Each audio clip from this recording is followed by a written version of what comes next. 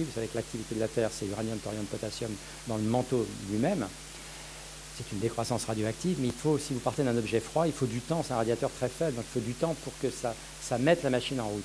Et sur la Lune, on sait que ça a démarré à 3,9, et probablement c'est à 3,9 que sur la Lune, vous avez rempli vos terrains, et c'est ça qui fait que les mers lunaires procèdent de deux choses. Un, le bombardement, puis le remplissage, dans cet ordre-là. Et c'est pour ça que les mers lunaires ont très peu de cratères à l'intérieur, parce qu'une fois qu'ils sont faits, eh bien, l'essentiel du bombardement, comme il a été terminé, ça a donné des choses qui étaient relativement peu cratérisées. Mais comme la Lune était de petit diamètre, eh bien, les autres cratères de plus petite dimension n'ont pas été affectés par ce processus-là. Et ce processus-là n'a affecté que les grands bassins. C'est pour ça que les mers recouvrent les édifices les plus profonds, qui sont les plus larges, mais que la croûte qui apparaît en blanc là-haut, elle a gardé sa composition d'origine parce qu'elle n'a pas été recouverte par de la lave profonde. Pourquoi les mers sont foncées alors que les cratères, le reste est clair? Essentiellement parce que la lave vient de profond, c'est plus riche en éléments lourds, en fer, en calcium, et quand ça solidifie, ça vous donne des minéraux qui se trouvent être plus sombres. C'est aussi bête que ça. Mais bien sûr, sur Mars, comme vous avez un objet qui est 10 fois plus massif, il y a 10 fois plus d'énergie radioactive, la lave est remontée jusqu'à pratiquement toute la croûte. Donc dans la croûte, vous avez les flancs des cratères qui sont primordiaux, et on peut le montrer, et l'intérieur des cratères qui ont été remplis par de la lave à peu près à cette époque-là. Et donc, à la surface de la Lune, vous n'avez que cette dichotomie de terrain. À la surface de Mars, vous avez aussi cette dichotomie, mais bien plus généralisée. Donc ça, c'est la première chose. Vous voyez le bombardement qui arrive en bleu ici et le remplissage qui arrive après. Alors, ça, c'est le LHB. La réponse à la question, quand est-ce que ça s'est fait, on le sait. C'est à peu près il y a 4 milliards d'années. Mais maintenant, quelle est la composition de ces terrains? Et ça, c'est quelque chose qui nous a titillé. Et je vous ai dit, on est capable de le faire parce qu'on voit qu'en se posant là, on a accès à des terrains anciens. Et que sur le bord de ces cratères, on peut même remonter avant le LHB.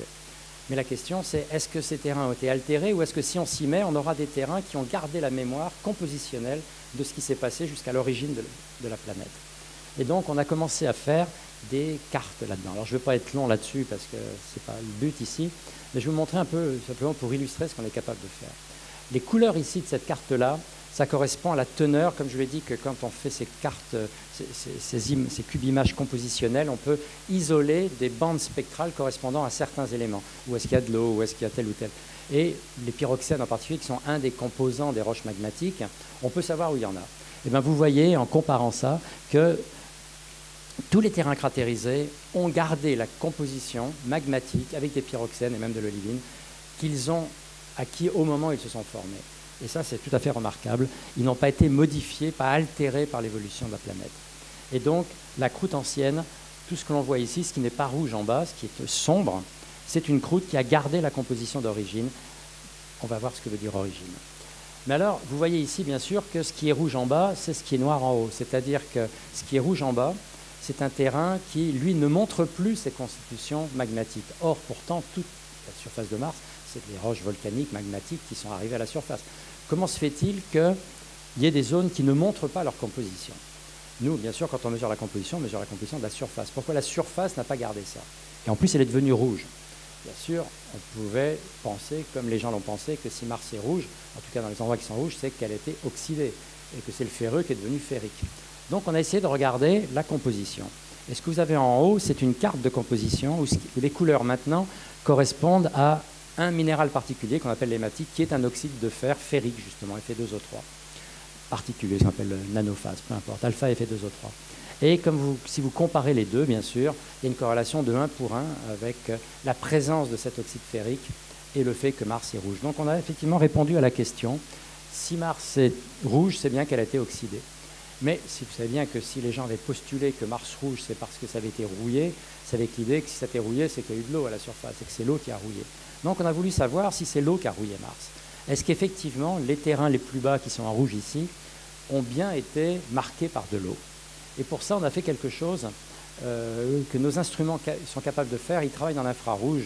Et en travaillant dans l'infrarouge, il y a quelque chose d'extraordinaire, c'est que dès qu'il y a eu de l'eau quelque part, dès que vous avez même pas seulement H2O, mais OH quelque part, en infrarouge, vous ne pouvez pas ne pas le voir. La transition OH, la bande de vibration de OH est tellement forte qu'immédiatement, ça sort à la figure. Et on est sorti au cours du temps une carte que vous voyez en bas, qui est la carte de tous les endroits à la surface de Mars où il y a des matériaux qui ont vu de l'eau. c'est tous les matériaux hydratés. Il y en a plus de 1000 maintenant. Les spots en question sont plus petits que les marques rouges que j'ai marquées là, parce qu'il faut bien les voir. C'est des tout petits endroits qui sont de l'ordre du kilomètre, qui disaient qu'avant, personne n'avait vu qu'il y avait des endroits avec des matériaux hydratés. Première chose que vous voyez, c'est que toutes les régions qui sont sombres là-haut, c'est les terrains qui sont rouges et oxydés. Et la première chose, à part quelques points rouges que vous voyez, eh bien, il n'y a pas un seul spot hydraté. Ce qui est rouge n'a jamais vu d'eau.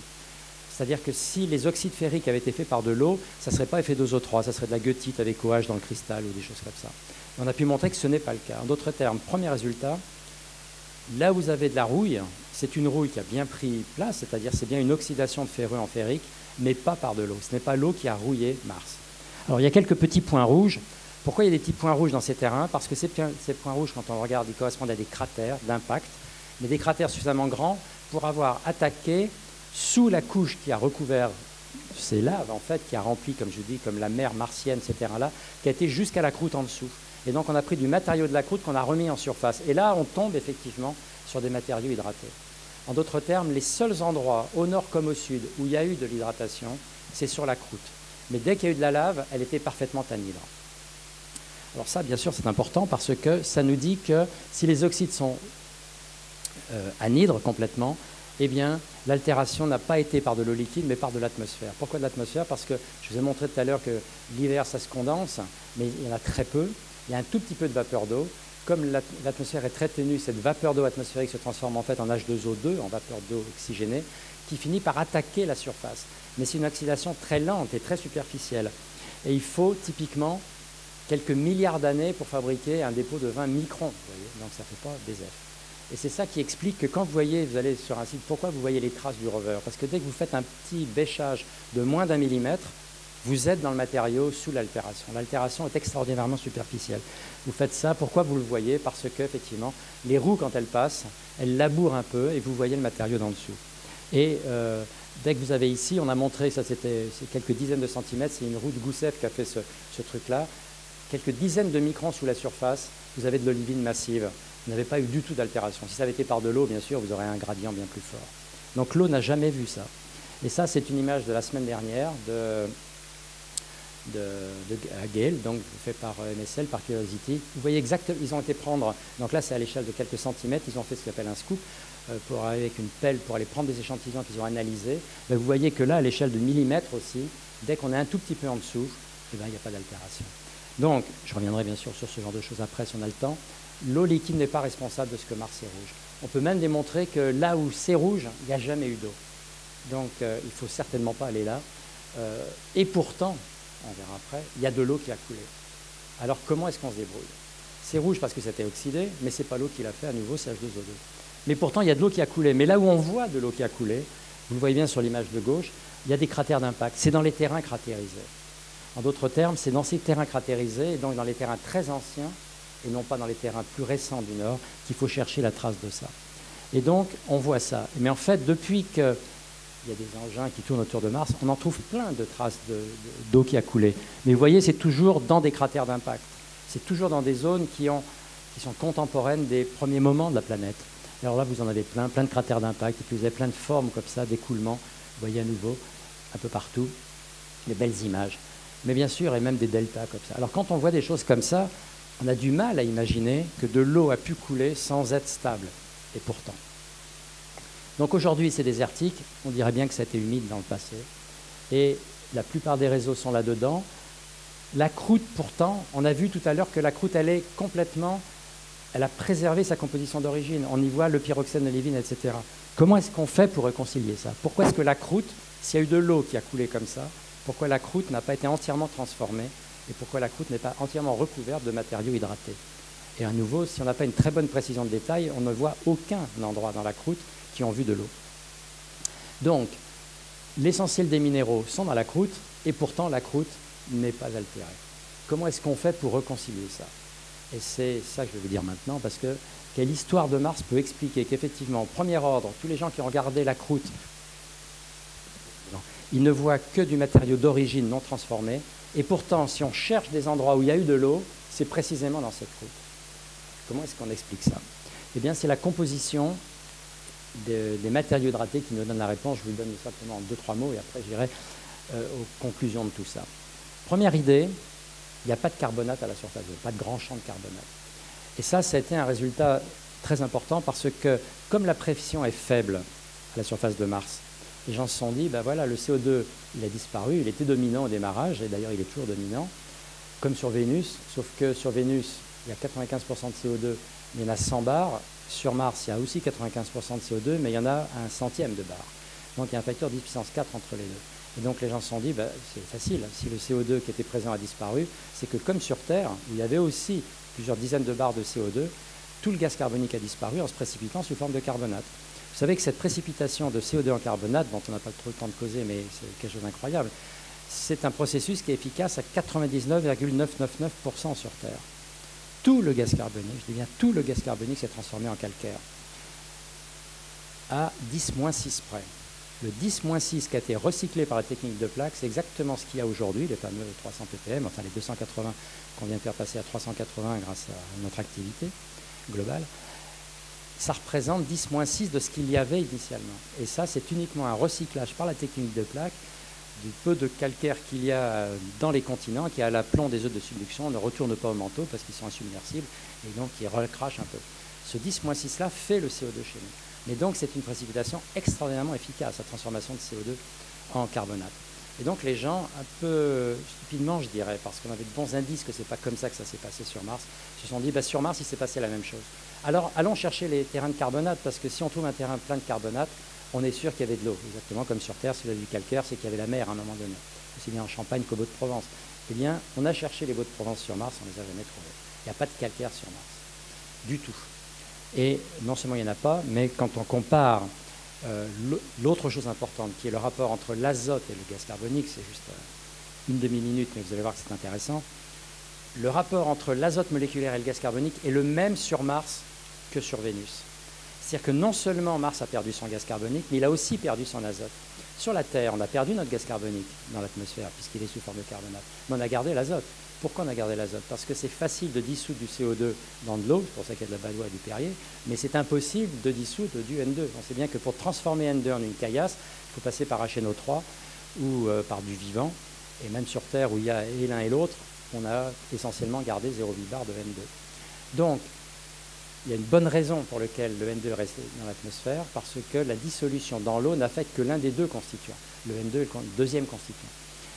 Le fait que sur Mars, les deux aient disparu dans les mêmes proportions, exactement les mêmes proportions, parce que le rapport N2 sur CO2 est le même sur Mars et sur Vénus, fait dire que c'est le même processus qui a fait que les deux sont disparus. Parce que ce n'est pas possible que deux processus complètement différents donnent exactement le même résultat à 10-4 près. Et donc, si les deux ont disparu, ben, c'est qu'ils ont disparu par un même processus qui n'a rien à voir avec la présence de l'eau.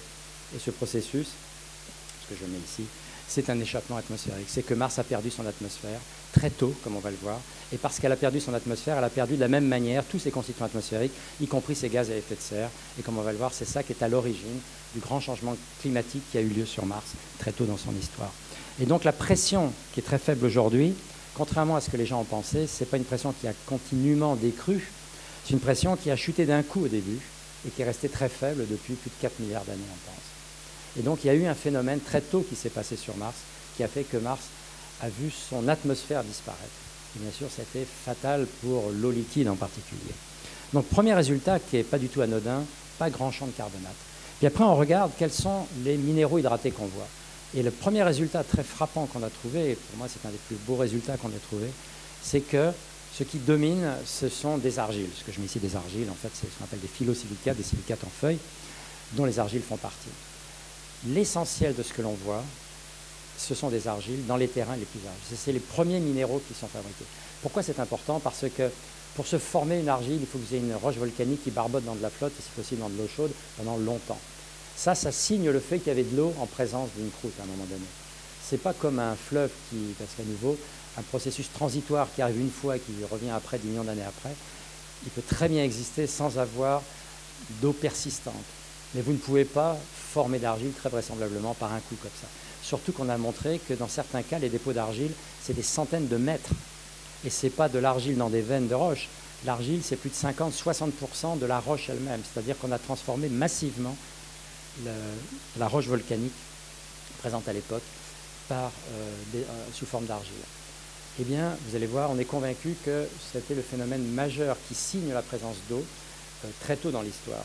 Donc il y a des argiles un peu partout, il y en a plus de 1000 sites, aussi bien dans le nord que dans le sud, je vous l'ai dit. Et puis après, mais je ne vais pas avoir le temps d'en parler, c'est pas grave, très longtemps après, des sulfates sont formés.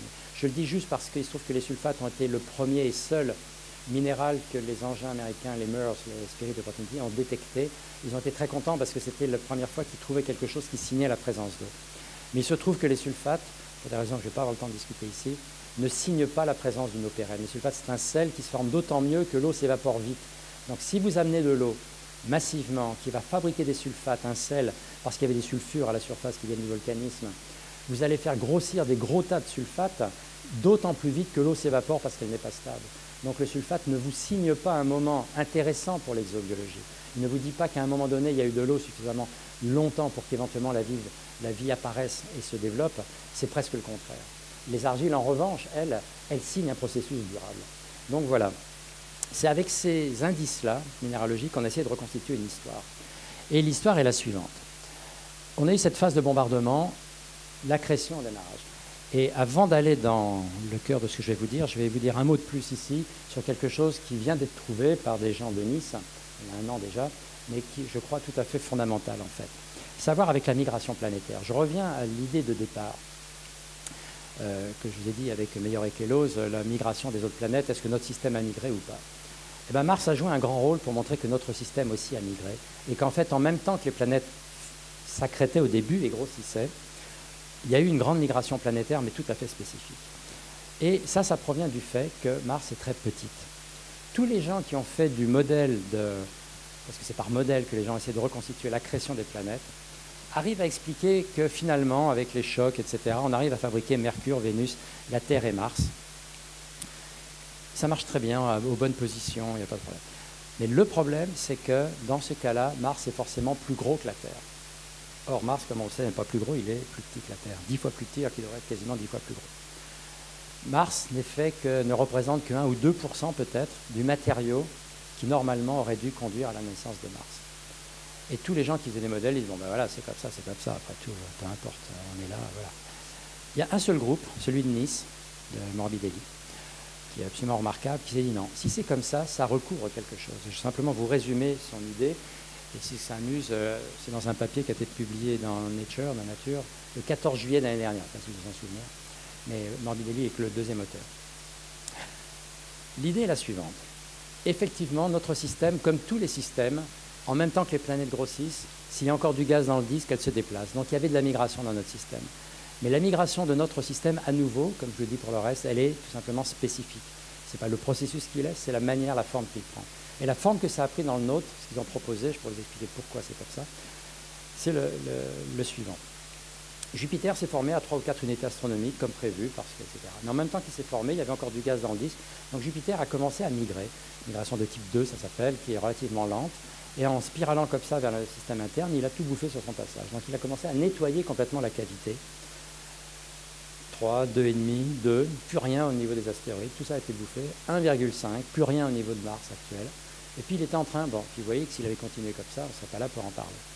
Mais il se trouve qu'à ce moment-là, dans les conditions particulières de notre disque, un peu plus loin, il y a une autre planète qui était en train de grossir, qui s'appelle Saturne, qui était plus loin, donc plus lente à grossir. Ça a mis plus de temps pour que Saturne arrive au seuil qu'il faut pour déclencher une migration, à peu près une soixantaine de rayons de masse terrestre.